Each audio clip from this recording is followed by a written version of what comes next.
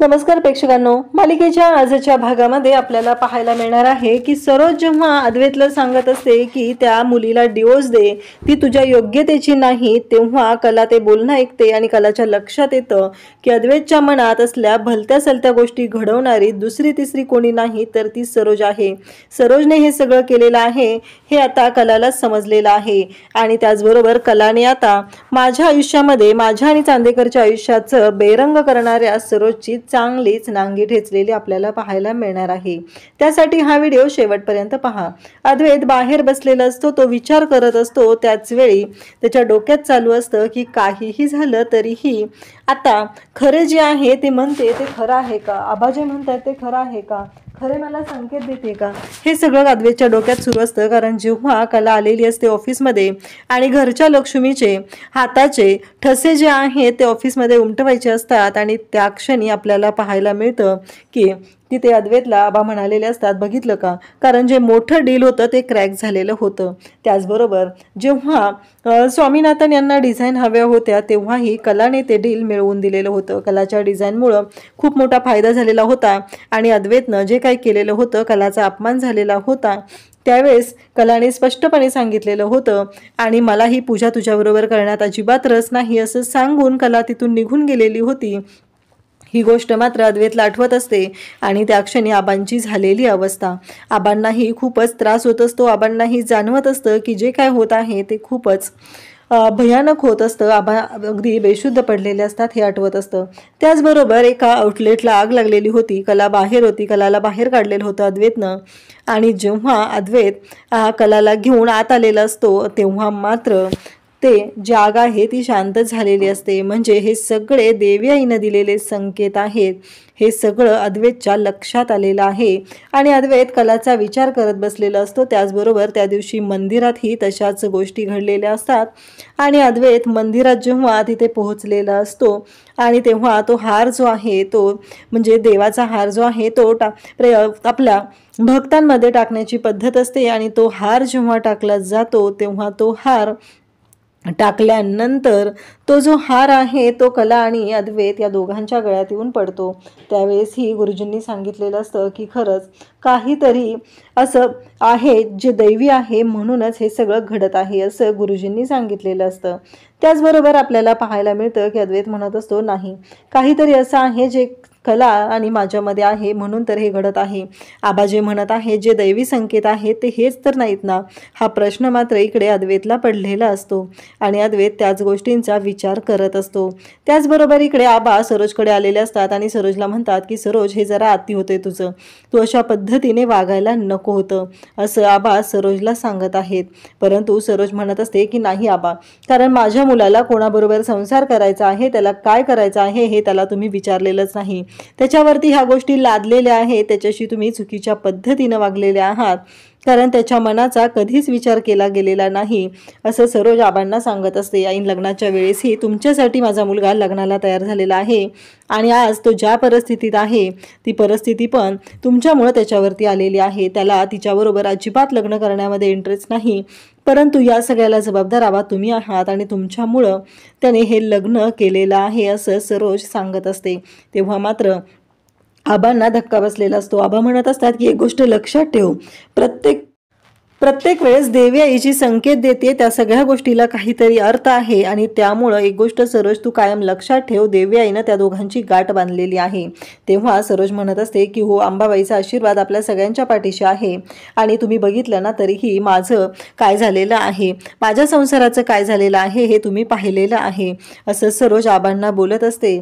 आणि तेव्हा मात्र आबा म्हणत असतात की तुझ्या संसाराबरोबर त्याच्या संसाराची तुलना कधीही करू नकोस, तुझा संसार वेगळा आहे आणि तुझा संसार ज्या गोष्टीसाठी मोडलाय ती गोष्ट वेगळी आहे, ही गोष्ट कायमस्वरूपी लक्षात ठेव असं आबा सरोजला ठणकावून सांगत आहेत।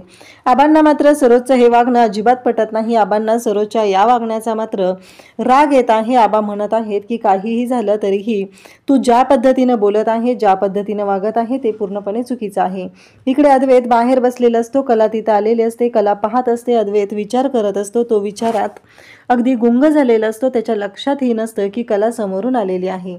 तेव्हा कला म्हणत असते, अरे चांदेकर किती दूर झालाय, तू इथे काय बसलायस, तुला अस्तम्याचा त्रास होतो ना, तू असं नको करू असं कला त्याला सांगत असते. तेव्हा मात्र म्हणत असतो की तू जरा अतिच बोलतेस, मी काही लहान नाहीये, मला सर्व गोष्टी कळत आहेत. तेव्हा मात्र कला म्हणत असते, हो तुला सर्व गोष्टी कळत आहेत, पण तुला काही गोष्टी अजूनही कळत नाहीत, त्या म्हणजे या धुरामुळे तुला त्रास होऊ शकतो. आणि अद्वैतला खोकला यायला सुरुवात होते. कला म्हणते की चल चांदेकर आतमध्ये.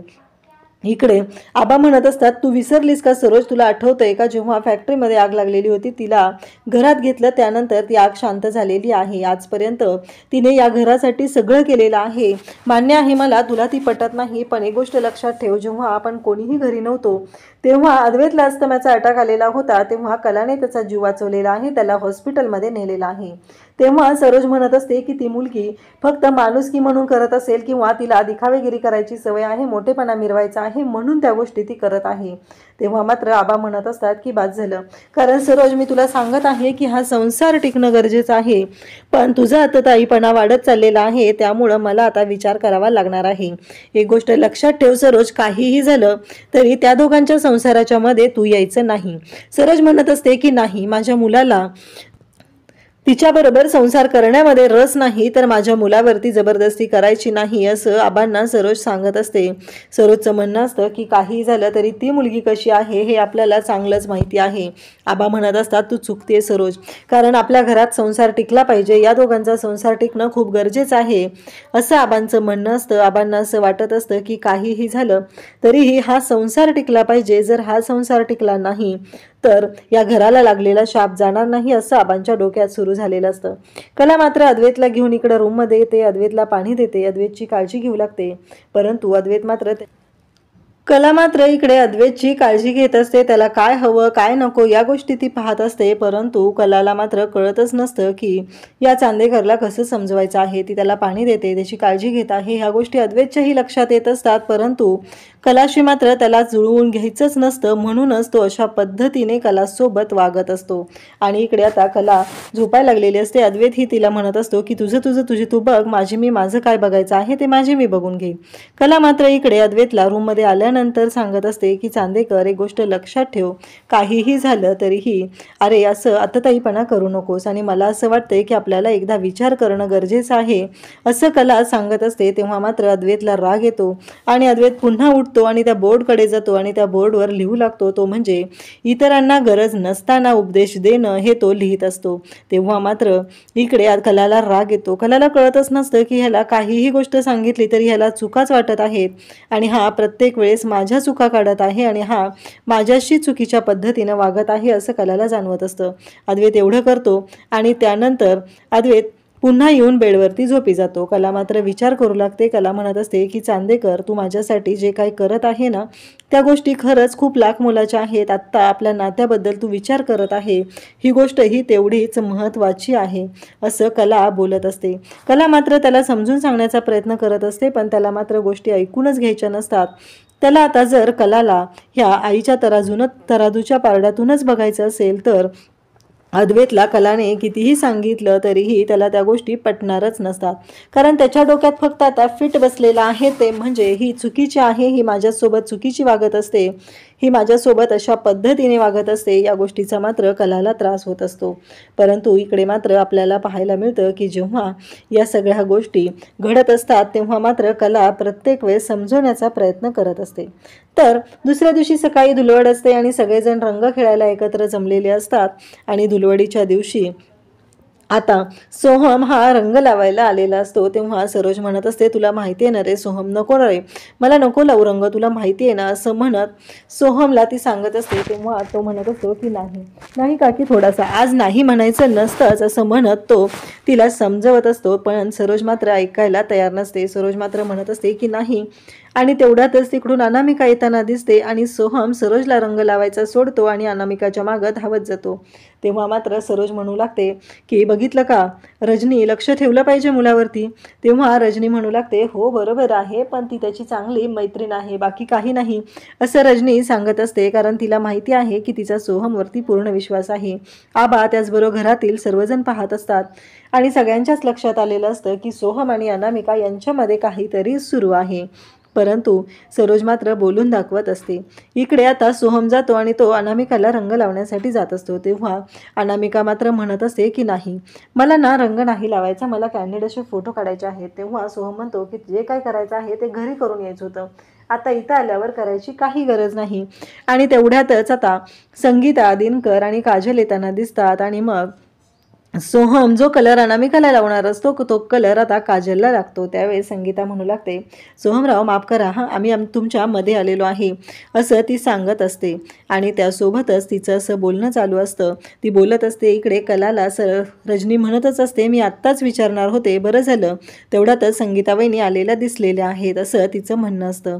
आणि त्यासोबतच इकडे आपल्याला पाहायला मिळतं की जेव्हा या सर्व गोष्टी घडत असतात तेव्हा कला मात्र जाम खुश असते. सोहम मात्र नाराज झालेला असतो, कारण सोहमने आल्या आल्या इकडे काजलला रंग लावलेला असतो. आणि संगीता मात्र काजलला पकडते आणि ती काजलला घेऊन आता आतमध्ये चाललेली असते. संगीता काजलला घेऊन आत जात आहे. काजल मात्र सोहमकडे पाहत आहे, कारण तेवढ्यातच अनामिका तिकडून येते आणि सोहमला रंग लावण्यासाठी पुढे येते. त्यावेळेसच इकडे पाहायला मिळतं की काजल आणि संगीता मात्र इकडे सोहमकडे पाहत असतात. सोहमला आता अनामिकाने रंग लावलेला असतो आणि मग सोहम काजलकडे माघारी फिरून पाहतो. त्याच्या लक्षात येतं की अनामिकाने त्याला रंग लावलेला आहे, त्यालाही आता अनामिकाला रंग लावला पाहिजे. मग तोही अनामिकाला रंग लावतो. इकडे रजनी खुश झालेली असते. आल्या आल्या दिनकर संगीता यांना नमस्कार करते, अद्वैतही करतो. त्याचवेळी कला जाते आणि आईला आणि बाबांना दोघांनाही रंग लावते आणि धुलवडीच्या शुभेच्छा देते, नमस्कार करते. त्याचबरोबर ती इकडे काजलला पण रंग लावते. काजल आणि त्या दोघीजणी एकमेकींना रंग लावतात. तर इकडे अद्वैतही त्यांना नमस्कार करतो. त्याचबरोबर आबा सर्वजण पाहत असतात. सगळ्यांना मात्र छान वाटत असतं. आबा म्हणत असतात की चला आज वेगळी तयारी केलेली आहे आणि आज चांदेकरांच्या घरची होळी धुलवड आहे, म्हणजे काही टेन्शनच नाही. राहुल म्हणत असतो की आबा तुम्ही सांगितलेले होतं त्या प्रकारे 4 प्रकारची भांग बनवून ठेवलेली आहे आणि ते सगळी तयारी झालेली आहे, सगळी तयारी जोरदार झालेली आहे. कारण राहुलला तेच जमणार असतं, कारण लोकांचं वाटोळं करणं, लोकांच्या आयुष्यात काहीतरी मिसळणं ह्याच गोष्टी त्याला खूप चांगल्या पद्धतीने जमत असतात आणि त्याचं ते बोलणं चाललेलं असतं. त्याचबरोबर आता आबा तिकडे जातात. इकडे कला आणि अद्वैत एकमेकांकडे पाहत असतात आणि अद्वैत मात्र तसाच उभा असतो. तेव्हा कला म्हणत असते, किती अरसिक आहे रे तू चांदेकर, म्हणजे तुझ्याकडून कोणत्याच गोष्टीची अपेक्षाच नाही केली पाहिजे, तू खरंच अरसिक आहे असं म्हणत अद्वैतला कला चिडवत असते. कलाला तो म्हणत असतो की मी खूपच रंग खेळलेलो आहे. तेव्हा कला म्हणत असते, हो तू खूपच खेळलेला आहे, पण आता मात्र तू अजिबात रंग खेळत नाही, त्यामुळं तुला रंगांचं काहीही कळत नाही. हे सगळं बोलणं कलाचं चाललेलं असतं आणि कला अद्वैतला हे सगळं बोलून दाखवत असते.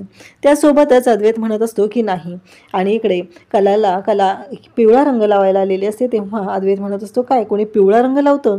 तेव्हा कला म्हणत असते, मग तुला कोणता रंग हवा आहे? तेव्हा अद्वैत म्हणत असतो की मला ना लाल रंग आवडतो. आणि मग कला मात्र रंग घेऊन अद्वैतच्या मागे पळू लागते.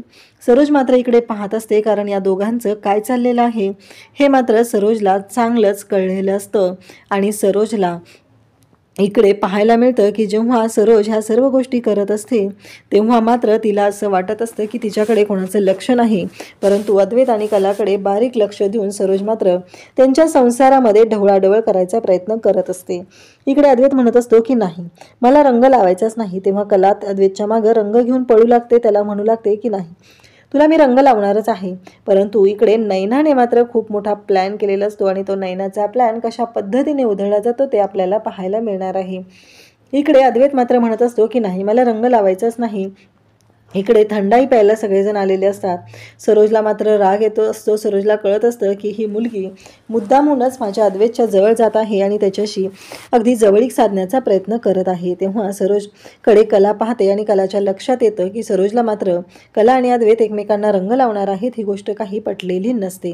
त्यावेळेस कला म्हणत असते की तुला असा रंग आवडतो ना, असं म्हणत कलाने आता पिवळा आणि लाल रंग एकत्र करून जो रंग तयार केलेला असतो तो रंग आता अद्वैतला लावायला घेतलेला असतो. आणि इकडे अद्वैत ही आता थंडाई पिण्यासाठी आलेला असतो. कलाही तिथंच असते. ते दोघंही बोलत असतात, तरीही अजून एकमेकांना रंग लागलेला नसतो. मग कला तिथेच प्लेटमधला तो रंग मिक्स करते, कारण कलाला माहिती आहे, कलाला रंगसंगती चांगली कळते, रंगाबद्दल तिला चांगली जाण आहे. ह्या गोष्टी अद्वैतलाही चांगल्याच माहिती आहेत. मग कला रंग तयार करत आहे आणि तो रंग अद्वैतला लावण्यासाठी घेते आणि म्हणते, तुला हाच कलर हवा होता ना?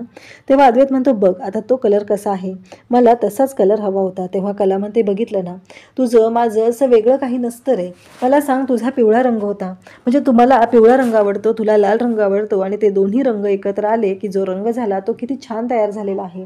या धुलवडीला रंग उधळायचे असतात, एकमेकांच्या रंगात रंगून जायचं असतं, तुझं माझं असं वेगळं काही नसतं. ह्या गोष्टी कला अद्वैतला सांगत असते आणि त्यासोबतच अद्वैतशी ती बोलत असते. अद्वैतला सांगत असते की बघ, आजही तेच झालेलं आहे, आपल्या दोघांच्या आवडीचा रंग एकत्र आल्यानंतर जो रंग तयार झालेला आहे तोही तुला खूप आवडलेला आहे. इकडे नैना आता एक रंगाचं ताट घेऊन आलेली असते. त्या ताटामध्ये लाल रंगाचा रंग असतो आणि नैना मात्र इथे बोलत असते. तेव्हा रोहिणी येऊन पाठीमागून तिला हात लावते. तेव्हा मात्र नैना म्हणत असते, मॉम इन लॉ, घाबरले ना मी, असं ती बोलू लागते. तेव्हा ती म्हणते, काय आहे? तेव्हा नैना सांगू लागते, हा फक्त लाल रंग नाही तर यात मिरची पावडर आहे, आणि आज काहीही झालं तरी ही मिरची पावडर जी आहे ती आज मी कलाला लावणार आहे, कलाला दाखवून देणार आहे की काय होणार आहे. आणि कलाला आज मी तिचा अपमान केल्याशिवाय, तिची वाट लावल्याशिवाय सोडणार नाही. पण कला अद्वैतच्या धडपडीमध्ये ते रंगाचं जे ताट आहे, म्हणजे ज्याच्यामध्ये मिरची पावडर मिक्स केलेली असते, ते जे ताट आहे ते सगळंच्या सगळं ताट इथे नैनाच्या अंगावरती पालतं होतं. तिच्या तोंडावरती तो रंग सांडलेला असतो आणि नैनाची इथेच वाट लागते. कारण ज्या गोष्टी तिने कलासाठी करायला आलेले असते त्या गोष्टी तिथे कलाच्या बाबतीत नाही तर नैनाच्या बाबतीत घडलेल्या असतात. आणि इकडे अद्वैत आणि कला एकमेकांना रंग लावण्यासाठी एकमेकांमध्ये हरवून गेलेले असतात. आता अद्वैत रंग घेतो आणि कलाला रंग लावतो. कला मात्र खूपच खुश झालेली असते. अद्वैतच्या रंगामध्ये कला मात्र रंगून गेलेली असते. तर उद्याच्या भागामध्ये आपल्याला पाहायला मिळणार आहे की सरोज ही अद्वैतकडे आलेली असते आणि अद्वैतला ती सांगत असते की तू त्या मुलीच्या नादी लागू नको, ती किती फसवेगिरी करणारी आहे तुला चांगलंच माहिती आहे अद्वैत, असं नको करूस तू, असं म्हणत सरोज त्याला सांगत असते, त्याला शांत करत असते. परंतु अद्वैत मात्र म्हणत असतो की नाही, तसं नाही आहे. पण कला मात्र तिथंच उभी असते आणि त्या दोघांचं बोलणं ऐकत असते. सरोज म्हणत असते की लवकरात लवकर त्या मुलीला डिवोर्स दे आणि मोकळा हो, काही झालं तरी तिच्या नादी लागू नको, आबांनी काहीही सांगितलं तरी तिचं ऐकायची काहीही गरज नाही, असं सरोज अद्वैतला सांगत आहे. आणि या सर्व गोष्टी आता कलाने ऐकलेल्या असतात. अद्वैत मात्र सरोजला म्हणत असतो, पण आई, आणि इकडे सरोजचं बोलणं कलाने ऐकल्यामुळं कलाला मात्र धक्का बसलेला आहे आणि ती विचार करत आहे. कला आता सरोजला रंग लावायला आलेली असते. तेव्हा सरोज म्हणत असते, काय रंग खेळायचा तो खेळून घे, काय नाचायचं आहे, काय उधळायचं आहे ते उधळून घे, कारण या घरातली ही होळी तुझी पहिली होळी असणार आहे आणि शेवटची होळी असणार आहे. त्यानंतर काहीही झालं तरी ह्या घरामध्ये रंग खेळायला तुला मिळणार नाही, तसं ती सांगत असते. तेव्हा कला म्हणत असते, कसं आहे माहिती आहे का सरोज मॅडम, माझ्या आणि चांदेकरचं आयुष्य बेरंग करणाराला मी कधीच त्याचा डाव यशस्वी होऊ देणार नाही.